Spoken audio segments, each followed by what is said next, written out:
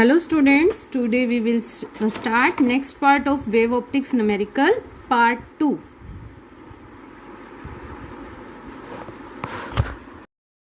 So let us start. Numerical 7. In a double slit experiment, the angular width of the fringe is found to be 0.2 degree on a screen placed 1 meter away. The wavelength of the light is used 600 nanometer. What will be the angular width of the fringe if the entire experimental apparatus is immersed in water? Take the refractive index of the water is to be 4/3. अब यहाँ पर जो ये angular width दी हुई है, आप कहोगे कि हमने तो पढ़ा ही नहीं, क्योंकि आपने तो फ्रिंज विड्थ जो पढ़ी थी वो बीटा इक्वल टू वो पढ़ी थी n lambda capital D divide by small D, और वो आपने लीनियर फ्रिंज विड्थ पढ़ी थी. ठीक है, अब एंगुलर फ्रिंज विड्थ है तो इसका मतलब ये एंगल से रिलेट है. अब देखिए यहाँ पर आपका डबल स्लिट एक्सपेरिमेंट में होता क्या था, ये हमारे पास 2 स्लिट्स जो आपका काम करती थी S1 and S2 as the 2 coherent virtual sources. यहाँ पर हमें सेंट्रल मैक्सिमा मिला. सपोज करो एट पॉइंट P पर we got the nth fringe. It is bright और dark, it depend on the path difference between the light ray emerging from the S1 and S2. ठीक है, तो ये इस पर डिपेंड करता पाथ डिफरेंस पे. तो हमारे पास xn की वैल्यू थी xn equal to n lambda D divide by में स्मॉल डी. ठीक है, फिर उसके बाद हमने यहाँ से बीटा निकाला था. बीटा हमने निकाला था फ्रिंज विड्थ xn माइनस में xn-1, जिसकी वैल्यू हमारे पास आई थी लैम्डा डी डिवाइड बाय में स्मॉल डी, यही आई थी. ठीक है, अब आप इनमें से कोई भी दोनों फॉर्मूला यूज कर सकते हो. कैसे? ये जो फ्रिंज विड्थ है ये है एक फ्रिंज की, और यहाँ xn की पोजीशन तक आपके पास n फ्रिंजेज हैं, तो इसका मतलब आप ये भी कह सकते हो कि जो xn है वो क्या है, आपके पास n फ्रिंजेज की विड्थ है. राइट. अब देखिए एंगुलर, अब अगर आपको याद हो तो मान लो ये आपके पास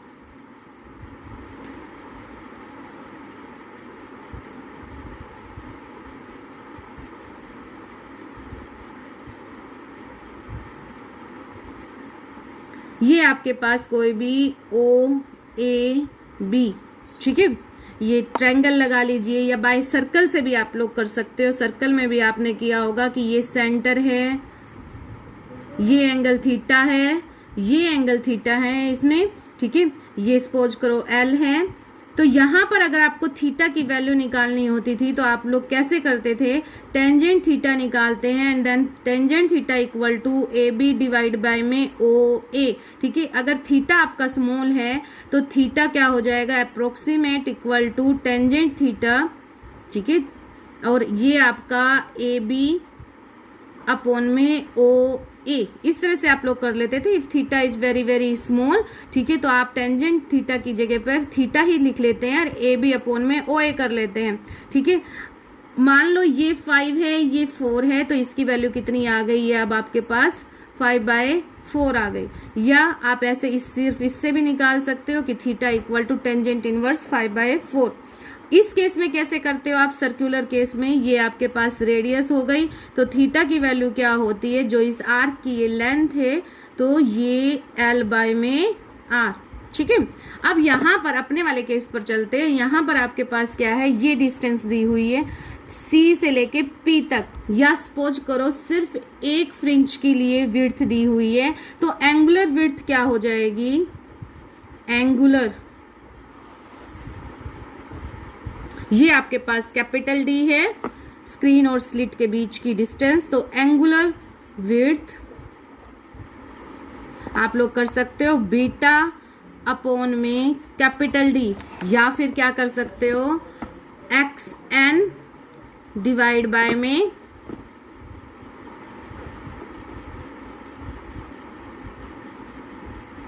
कैपिटल D. राइट. लेकिन इसमें ये जो आपकी एंगुलर विड्थ निकलेगी, ये निकलेगी आपके पास nth फ्रिंजेज के लिए एंगुलर विड्थ, और ये आपके पास निकलेगी 1 विड्थ की एंगुलर फ्रिंज. ठीक है, ये आपके पास जो निकलेगी 1 fringe angular width, 1 fringe angular width लिख लो इसको, एंगुलर विड्थ ऑफ 1 फ्रिंज, और ये आपके पास यहां से क्या निकलेगी, angular width of an fringe.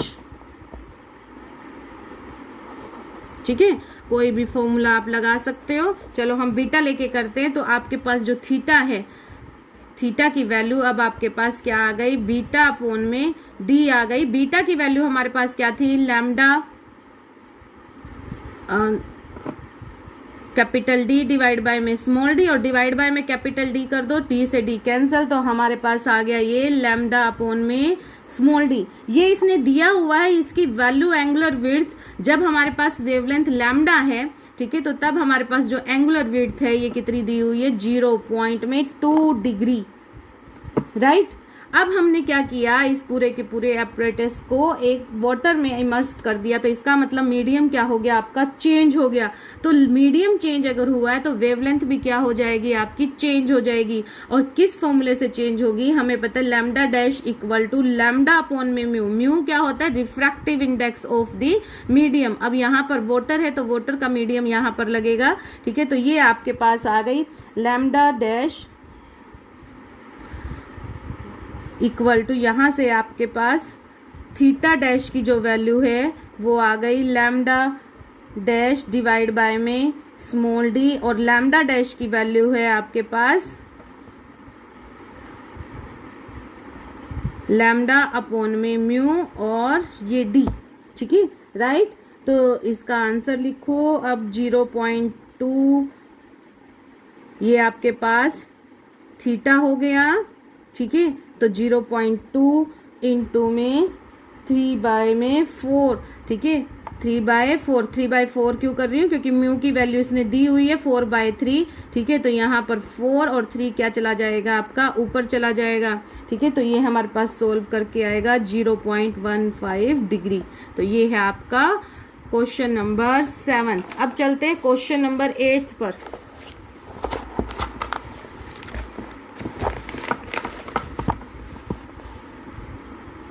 Question number 8 में what is the Brewster angle for the air to glass transition, refractive index of the glass is 1.5। अच्छा, ब्रेवेस्टर एंगल होता क्या है, IB, ठीक है। फॉर्मूला रिफ्रैक्टिव इंडेक्स में और ब्रेवेस्टर एंगल में क्या रिलेशन था, n equal to tangent IB, बस वही हमें पुट करना है। वी नो दैट n क्या होता था, refractive index of the medium.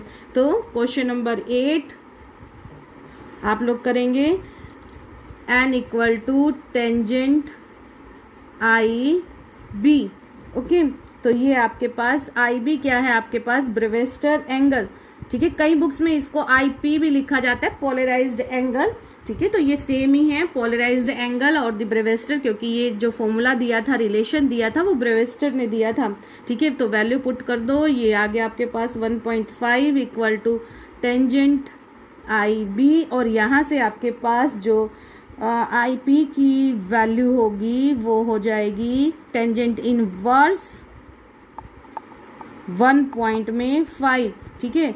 तो ये आया आपके पास IB इक्वल टू 56.3 डिग्री, ठीक है। तो ये आपका हुआ न्यूमेरिकल 8। अब हम चलते हैं न्यूमेरिकल नंबर 9 पर। रीड करो numerical 9। Light of the wavelength 5000 angstrom, इसका मतलब लैम्डा दे दिया 5000, fall on the plane reflecting surface, what are the wavelength and frequency of the reflected light, for what angle of the incidence, is the reflected ray normal to the incident ray. पहले भी इस तरह का हम लोग numerical कर चुके हैं, ठीक है। क्वेश्चन नंबर 9 में देखिए लैम्डा जो है आपकी वो है 5000 एंगस्ट्रॉम, ठीक है। जब तक वो आपका इन द सेम मीडियम में रहेगी लाइट, मतलब रिफ्लेक्टिंग केस हमने लिया जो प्लेन रिफ्लेक्टिंग सरफेस, ठीक है, are the wavelength and the frequency of the frequency, okay. तो आपका जो रिफ्लेक्शन होकर लाइट आएगी, रिफ्लेक्टेड लाइट रे, उसकी भी वेवलेंथ क्या रहेगी आपकी, सेम रहेगी। और वैल्यू ऑफ C 3 × 10⁻⁸ मीटर पर सेकेंड, ठीक है, राइट। अब हमें पता है कि जो फ्रीक्वेंसी होती है, फ्रीक्वेंसी का फॉर्मूला होता है C/λ।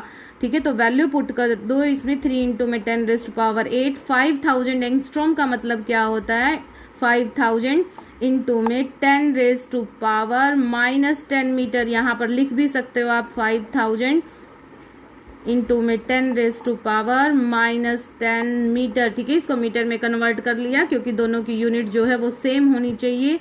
इसको कैलकुलेट करो तो ये कैलकुलेट करके हमारे पास आता है, फ्रीक्वेंसी की यूनिट क्या होती है, हर्ट्स होती है। तो जो हमारा आंसर आएगा वो किस में आएगा, हर्ट्स में आएगा। तो इसका आंसर आया हमारे पास 6 इंटू में 10⁻14 हर्ट्स, राइट। अब उसके बाद हमें पता है कि in the case of the reflection आपके पास जो एंगल आई होता है वो क्या होता है, एंगल आर होता है। ये आपका एंगल आई, ये आपका एंगल आर। ठीक है, तो ये आई रे हो गई आपके पास, ये आपके पास आर रे हो गई, रिफ्लेक्टेड रे। तो आई equal to are.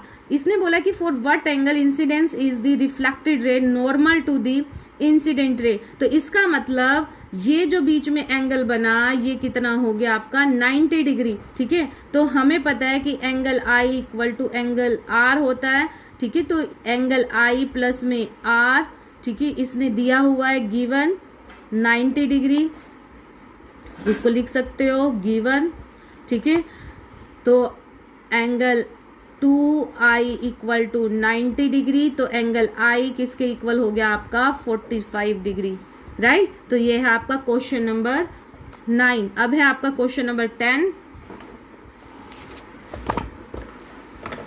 Question number 10 में estimate the distance for which ray optics is good for the approximation for an aperture of the 4 mm and the wavelength 400 nanometre. ये जो अपर्चर है ये slit या holes आप लोग बोल सकते हो। और ये जो टॉपिक है ये आपका फ्रेजनल डाइफ्रैक्शन। ठीक है, भले ये टॉपिक आपके सिलेबस में नहीं है लेकिन फिर भी आपको थोड़ा आइडिया होना चाहिए, इसीलिए मैं आपको ये न्यूमेरिकल करवा भी रही हूँ। ठीक है, तो डिस्टेंस फॉर विच द रे ऑप्टिक्स इज गुड, तो वो डिस्टेंस होती है आपकी फ्रेजनल डिस्टेंस। क्या होती है वो, फ्रेजनल डिस्टेंस। और उसका फॉर्मूला होता है ZF equal to A² by में लैम्डा। यहाँ पर जो A है वो आपका विड्थ ऑफ अपर्चर है, लैम्डा वेवलेंथ होता है और ZF को ही फ्रेजनल डिस्टेंस बोलते हैं। ठीक है, तो यहाँ पर न्यूमेरिकल में हमें A की वैल्यू दी हुई है 4 mm, लैम्डा की वैल्यू 400 नैनोमीटर दी हुई है। इनको मीटर में कन्वर्ट कर लो आप लोग और ये वैल्यू आप पुट कर दो। तो जब हम ये वैल्यू यहाँ पर पुट करते हैं तो हमारे पास ZF की वैल्यू आ जाती है 4 इंटू 10⁻³ का स्क्वायर डिवाइड बाय में 400 इंटू में 10⁻⁹। तो आंसर आपके पास आ गया 40 मीटर। तो ये है आपका न्यूमेरिकल 10। ओके, तो अब हम चलते हैं न्यूमेरिकल 11th पर।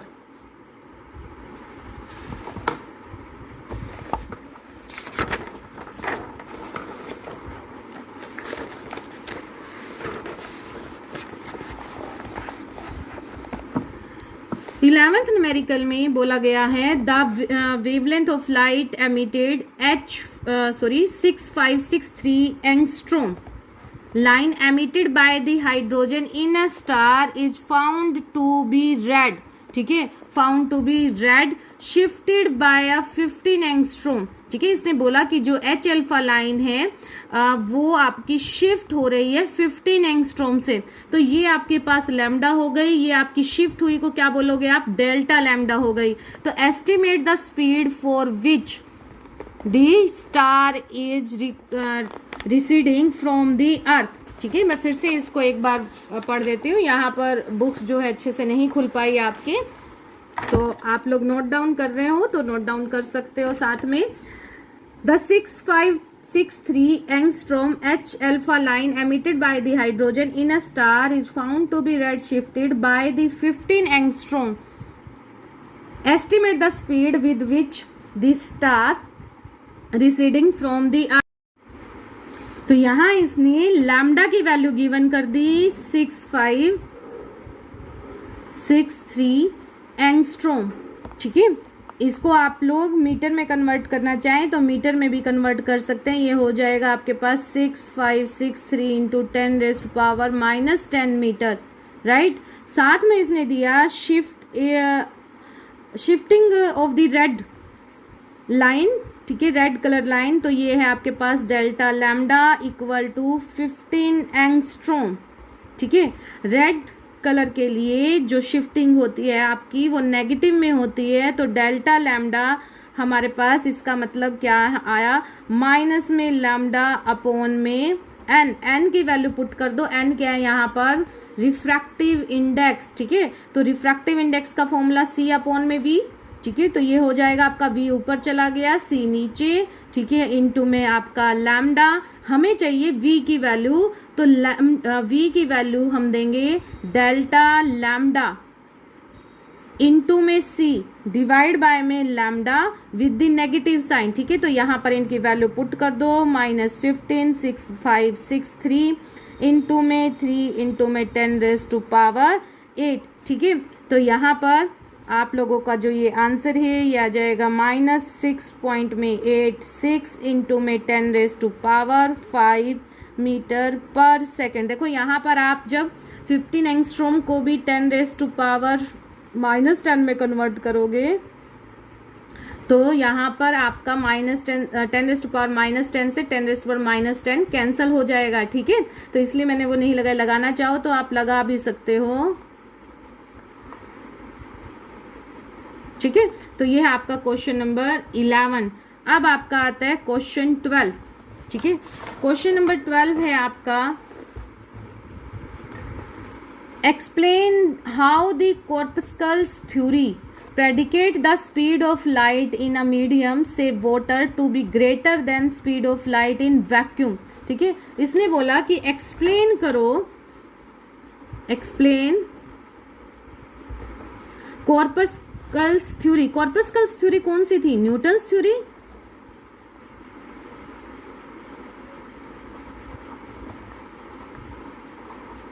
कॉर्पस्कल्स theory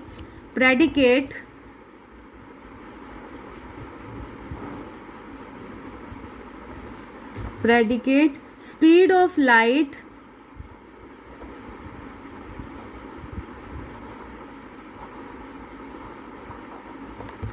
in air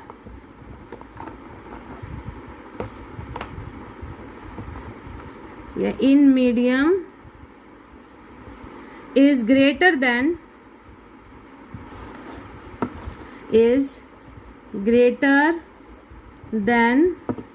speed of light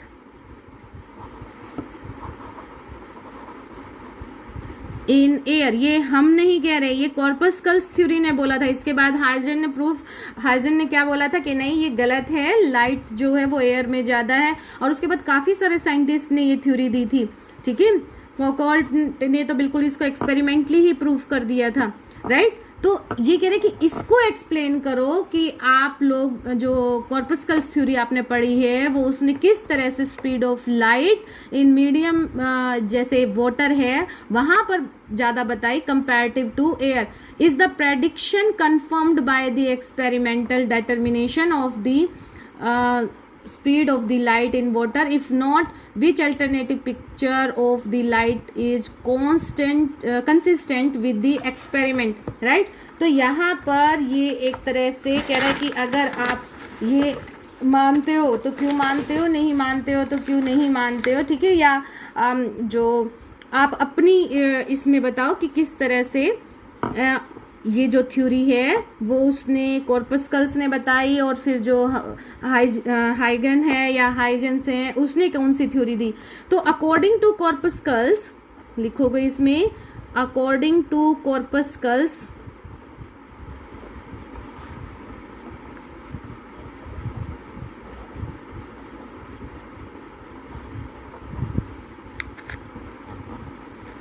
जो आपकी लाइट है वो किसी भी मीडियम में एंटर अगर करती है तो वो पार्टिकल फॉर्म में करती है, क्योंकि उसने लाइट का पार्टिकल नेचर बताया था। Light has particle nature,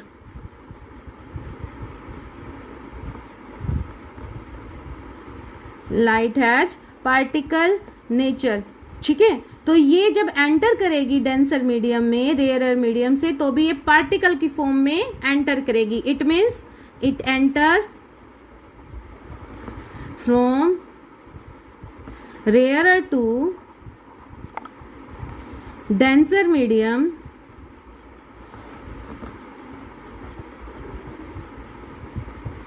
in the form of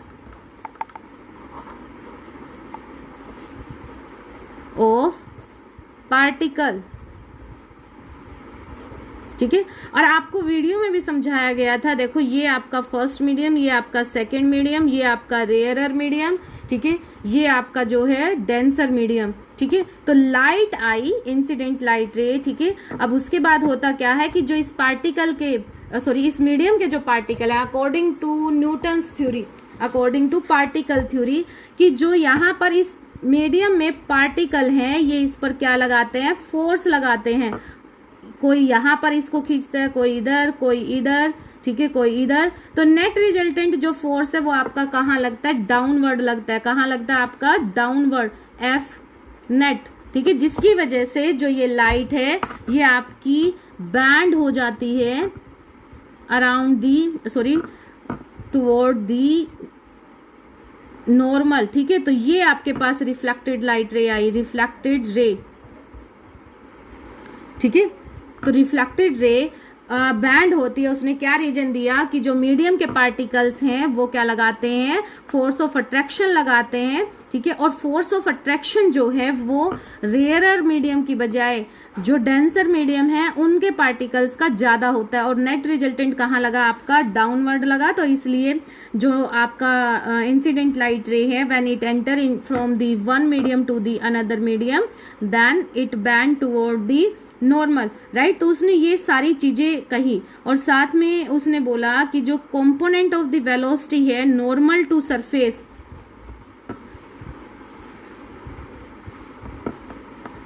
यहां पर पहले आप लिख दो, a force of attraction, a force of attraction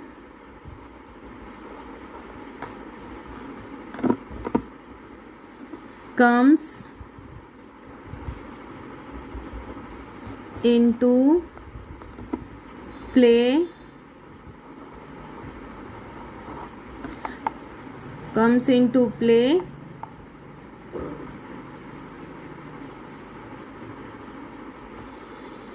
denser particles या denser medium particle, denser medium particle has more force of attraction, force of attraction than rarer medium particle, right. तो जो component of velocity है, component of velocity normal to the surface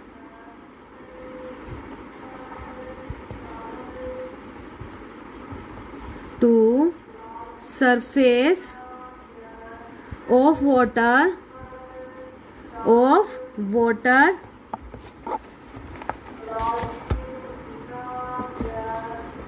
is increased and जो आपका parallel to the surface होगा वो change नहीं होगा। And velocity component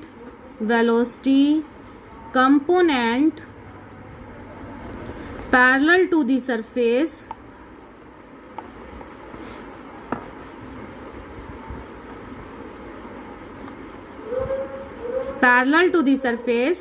does not change। Okay. तो इसको दोबारा देखते हैं क्या लिखा है। Force according to corpuscles theory, light has particle nature. It means it enter from rarer to the denser medium in the form of particle, right? A force of attraction comes into play, and denser medium particle has more force of attraction than the rarer medium particle component of the medium component of the velocity normal to the surface of water increase हो जाएगा, और velocity component parallel to the surface वो आपका change नहीं होगा, ठीक है। तो यहाँ पर इसके बाद क्या लगेगा, देन स्नेल्स लॉ लगा दो, ठीक है। तो अकॉर्डिंग टू न्यूटन्स वो किस तरह से जाएगा आपका, C sin I equal to V sin R, right. तो यहाँ से V अपॉन में C equal to sine I by में साइन R, जो कि क्या कहा उसने कि ये रिफ्रैक्टिव इंडेक्स है, ठीक है। लेकिन अब इसको गलत किस तरह से किया, इसका मतलब देखो ये जो है n रिफ्रैक्टिव इंडेक्स ये क्या होता है आपका, ग्रेटर देन 1 होता है, बट ठीक है, बट n ग्रेटर देन 1, ठीक है। तो यहाँ से V अपॉन में C आपका क्या हो गया, ग्रेटर देन 1 हो गया। तो अकॉर्डिंग टू न्यूटन्स आपका V जो है वो क्या हो गया, यहाँ से ग्रेटर देन C हो गया। तो इसका मतलब उसने तो क्या बोला कि जो वेलोसिटी ऑफ लाइट है वो ट्रैवल करेगी वाटर में ज़्यादा स्पीड से कंपैरेटिव टू इन एयर, लेकिन एक्चुअल में जो C है वो आपका बट इन एक्चुअल जो C ग्रेटर देन V होगा, ठीक है। हम सबको पता है, और ये हमें किससे पता चला था, by the Huygens theory. Huygens भी बोलते हैं, हाइजेंस भी बोल सकते हो, ठीक है, हाइजेंस थ्योरी।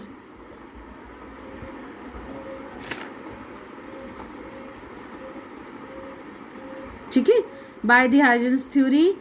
और आप इसके बाद भी काफ़ी सारे जो साइंटिस्ट आए, बाय द फौकॉल्ट, ये मैंने ये भी बताया था, फौकॉल्ट ये हाइजेंस नहीं दी थी, बाय फौकॉल्ट भी यहाँ पर लिख सकते हो,